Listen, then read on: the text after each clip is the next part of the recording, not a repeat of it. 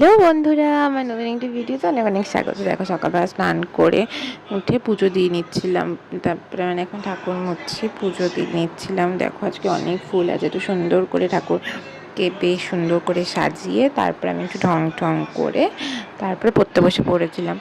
কতটা পড়ে দেন প্রজেক্ট করছিলাম। অনেক প্রজেক্ট দিয়েছে জানো, সামনে এক্সাম, মানে কিছুদিন পরে এক্সাম, এখন প্রজেক্ট দিয়েছে। আগে আগে দিতে পারে বলো।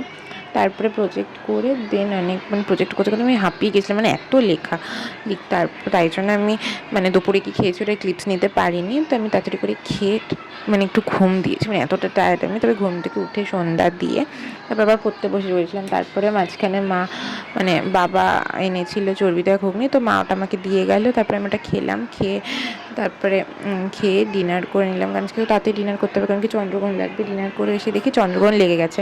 তারপরে চন্দ্রগ্রহণ দেখে তো এখন আবার প্রজেক্ট করতে বসে পড়েছি। এখন তারপর জানি না কখন ঘুমাতো, তো যাই হোক তোমরা ঘুমাও। Tata, good night.